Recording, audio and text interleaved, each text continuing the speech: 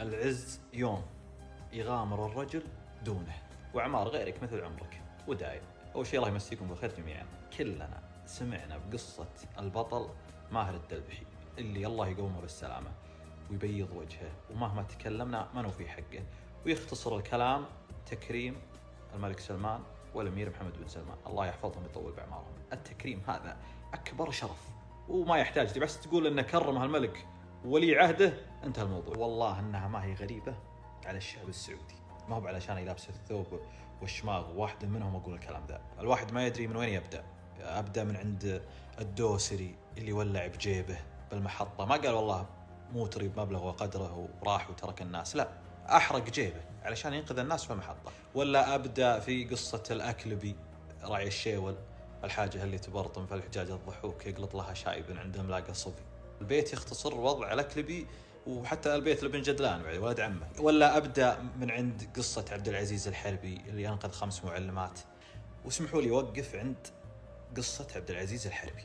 يتكلم هو بلسانه وعنوانها تكفى لا تخليني. لك أن تتخيل أن فيه بنت تحترق في النار وتقول لك تكفى لا تخليني وأنت النار قدامك. عبد العزيز الحربي من أهالي محافظة عقلة الصقور ويدرس بفوارة.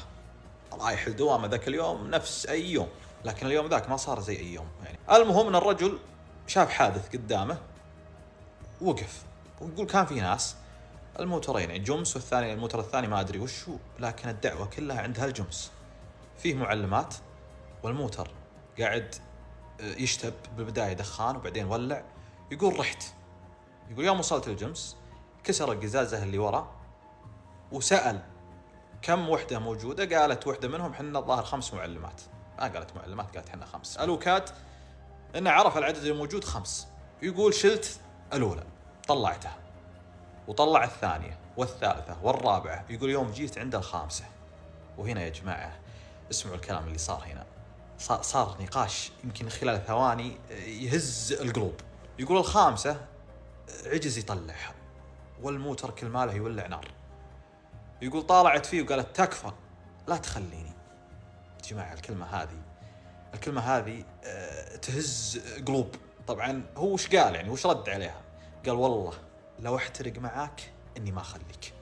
وعز الله انه قال وطال بيض الله وجهه، طلع انه قال كلمته واحتماها الله يجزاه خير ويبيض وجهه. وانا اقول ان هذا اشجع حوار صار.